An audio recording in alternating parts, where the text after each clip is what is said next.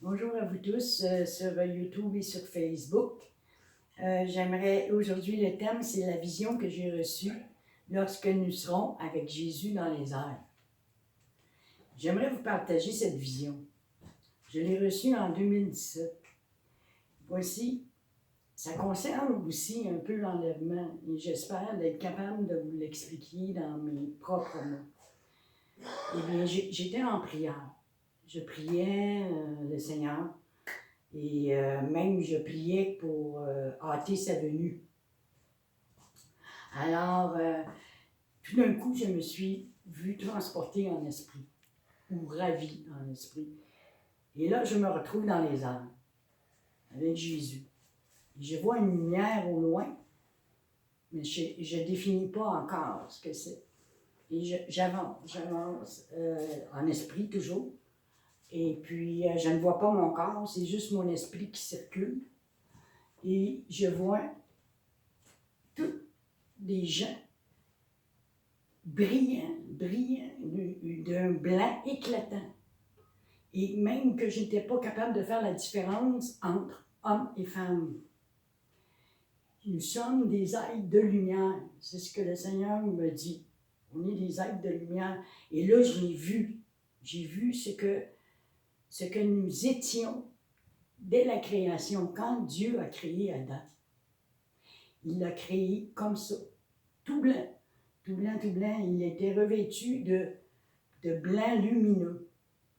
C'est un blanc, même des fois on va dans des endroits où il y a une lumière ultraviolette, puis le blanc devient plus éclatant, mais c'est plus que ça. C'est plus que c'est difficile à dire. Alors là, je me dis, là, je suis émerveillée de voir ça, et plus j'approche, j'entends un chant. Un chant qui, je comprends pas toutes les paroles, mais ce que qui revient dans ma tête, c'est la justice de Dieu, elle est vraie et véritable. Et Moïse qui est là au milieu, qui est comme un chef d'orchestre qui nous guide dans ce chant. Alors là, je chante la chanson avec eux, comme si je la connaissais, mais je ne sais pas, je ne l'ai jamais appris. Alors, quand on a eu fini le chant, c'est là où je veux arriver, c'est que Jésus a pris sa main droite et il l'a pointé vers la terre avec un rayon blanc qui sortait de sa main. Alors, nous étions avec lui pendant ce temps. Et ce que j'ai vu, c'est que tous les élus étaient tout le tour. C'était comme un genre de grand carré. Et tous les élus étaient là. Autour, on formait la muraille. On formait comme une muraille autour de Jésus. Je ne peux pas expliquer ce que ça veut dire. Je n'ai pas eu la réponse pour cela. Mais il y a une chose que je sais, c'est quand que le Seigneur va appliquer sa colère et son jugement, eh bien, nous, on va être avec lui en haut, dans les airs. C'est cette confirmation-là que j'ai reçue.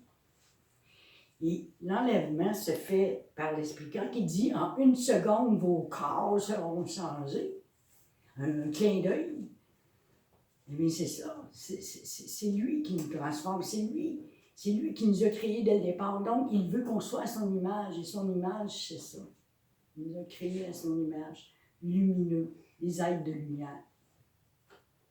Et malheureusement, nous avons perdu cette lumière, mais nous la retrouvons quand Jésus vient habiter en nous. C'est sa lumière à lui qui reflète dans les ténèbres.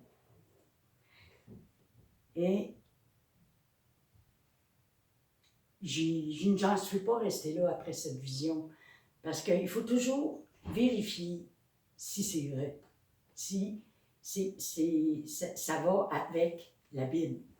Alors, j'ai trouvé les versets dans Apocalypse 14:3 qui dit « Et il chante un cantique nouveau devant le trône et devant les 4 êtres vivants et les vieillards, et personne ne pouvait apprendre le cantique, si ce n'est les 144 000 qui avaient été rachetés de la terre. » Donc, c'est nous, ça, les rachetés.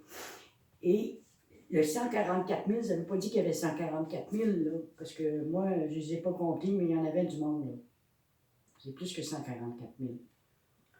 144 000, c'est un symbole qui veut dire peuple de Dieu.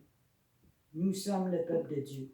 Alors, tout le peuple de Dieu, de la première alliance et de la deuxième alliance, avec qui ont la foi, sont en haut, dans les arbres. Dans Apocalypse 14, 1 à 4, que je vais vous lire. Non, Apocalypse 15, 1 à 4. Puis je vis dans le ciel un autre signe, grand et admirable. 7 anges qui tenaient 7 fléaux. Les derniers, car par eux s'accomplit la colère de Dieu. Et je vis comme une mer de verre mêlée de feu, et ceux qui avaient vaincu la bête et son image et le nombre de son nom, debout sur la mer de verre, ayant des harpes de Dieu.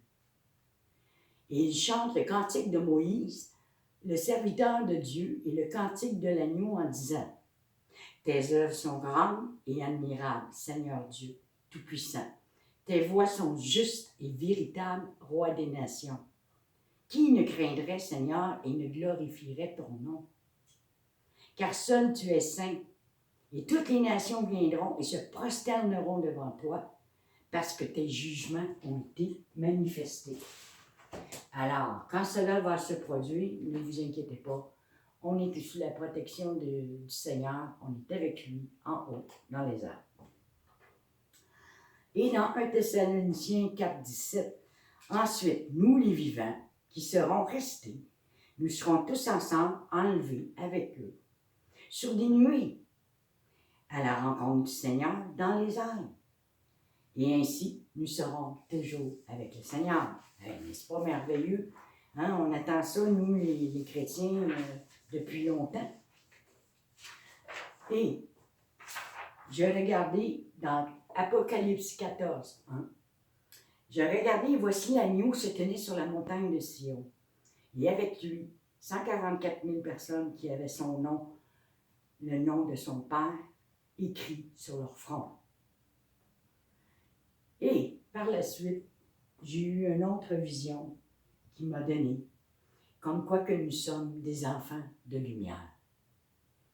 La lumière, elle brille pas dans la lumière, mais elle brille dans les ténèbres. La lumière qui est en nous, elle va briller tellement qu'ils vont voir qui nous sommes. Ils vont voir, ils vont savoir. Il va nous redonner la raison de notre passage sur terre, pour que le monde reconnaisse que Dieu est souverain et refléter sa gloire dans les ténèbres. Et comme dans Zacharie 4,6, il dit, ce n'est ni par la force, ni par la puissance, mais par mon esprit, nous dit Dieu. C'est par son esprit que les choses se font et se feront. Dans Éphésiens 5, 8, 9, autrefois vous étiez ténèbres, et maintenant vous êtes lumière dans le Seigneur. Marchez comme des enfants de lumière, car le fruit de la lumière consiste en toutes sortes de bonté, de justice et de vérité. Et dans 1 Thessaloniciens 5, 5, il dit, vous êtes tous des enfants de lumière et des enfants du jour. Nous ne sommes point de la nuit ni des ténèbres. Et dans Matthieu 5, 16, le dernier, que votre lumière luise ainsi devant les hommes, afin qu'ils voient vos bonnes œuvres et qu'ils glorifient votre Père qui est dans les cieux. Voyez-vous, tout est.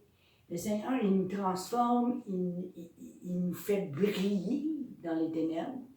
Et c'est pour ça que nous sommes haïs, que nous sommes persécutés, puis que nous sommes vraiment isolés aussi, je pourrais dire, encore plus avec le confinement. Et en ces temps difficiles, ce que le Seigneur nous demande, c'est de veiller et de prier. Voir ce qui se passe dans le monde, prier, mais ce qui doit arriver, doit arriver. Alors, faisons confiance au Seigneur. Il va venir nous chercher. Ne vous inquiétez pas. Je lui ai demandé quand est-ce qu'il était pour venir nous chercher. Mais je n'ai pas eu la réponse. Fait que je ne peux pas vous le dire. Mais dans mon cœur, je sens que c'est bientôt. Alors, en ces temps difficiles, ma citation que j'aimerais vous partager pour cette année, c'est « Fais ce que tu peux avec ce que tu as, là où tu es. » Je répète, « Fais ce que tu peux avec ce que tu as, là où tu es. » Et brillez, mes amis, brillez, mes frères et sœurs. Laissez paraître cette lumière. Parlez de Jésus. C'est le temps, là, les temps sont courts. Alors oui, soyez tous bénis et à la prochaine. Merci.